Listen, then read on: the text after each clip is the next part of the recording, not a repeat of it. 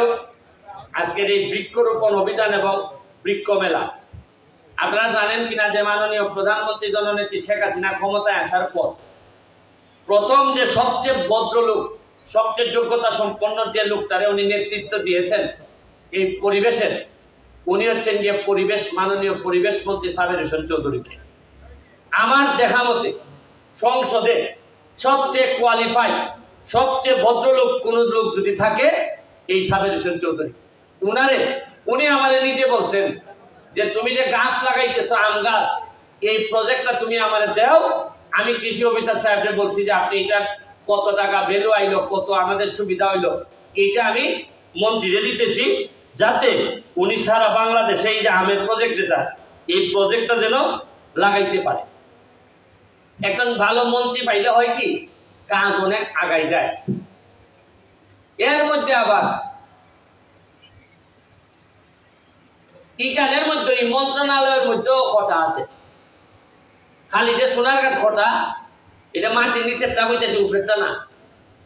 ইটার মধ্যে খটা আছে, খটায় আবার ওই মন্ত্রীরে বেশি আগাইতে দেয় না। ইটাও আমি জানি, এটার ব্যাপারে আমি মামলাও করছি একটা। এই কেনারও খটা, তাহলে হিসাবে আমার 3টা খটা মারণ লাগে। একটা গাছের উপরে, একটা সোনারঘাটের মাধবপুরের মাটির উপরে, একটা হইল মন্ত্রীরে খটায় যেটা খায়, ইটারও খাওয়ান লাগতেছে। আমার 3টা খটা এক জায়গার ধরন লাগতেছে।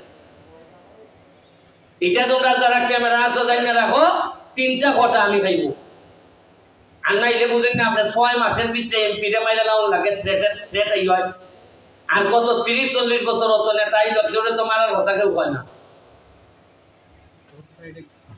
মানে বুঝছেন আপনি জ্বালাটা কত কান, উনান বলতে জ্বালা বুঝছে। যাই হোক, আমি আপনাদের আরেকটা কথা বই, এটা আপনাদেরকে বলা, বিভিন্ন এলাকায় কোটা নিয়ে আন্দোলন হইতেছে। আমাদের এলাকায় অনেকে কোটার বিষয়ে আন্দোলন করতেছেন বা করার চেষ্টা করতেছেন।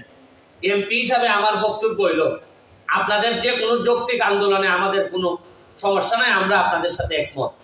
কিন্তু ধরেন আন্দোলন করতে গিয়ে যদি খারাপ লোকরা আন্দোলনের মধ্যে ঢুকিয়া যদি হয় চল আমরা থানা ভাঙ্গি, আমরা অফিস ভাঙ্গি, আইও আমরা অমুকের বাড়িতে আগুন লাগাইলাই, এটা কি ঠিক হইব?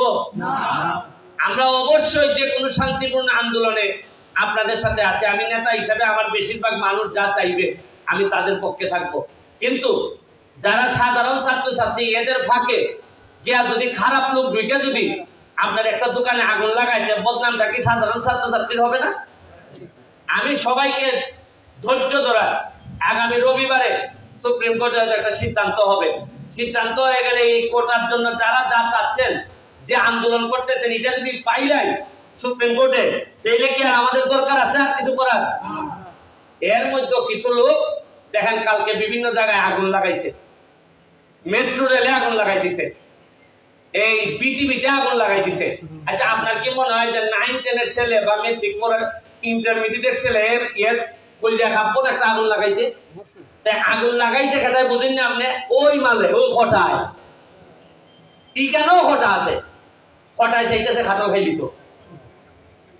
তাইলে আমি আপনারা এমপি হিসাবে আমার সোনারঘাট মাধবপুরে আমি আপনাদেরকে আহ্বান জানাই, শান্তিপূর্ণ আন্দোলনে আপনারা প্রতিবাদ করেন, আমরা আপনাদের সাথে আছি।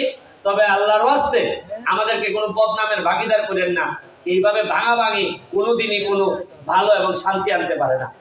আমি এখানে আমাদের মাননীয় উপজেলা চেয়ারম্যান, আমার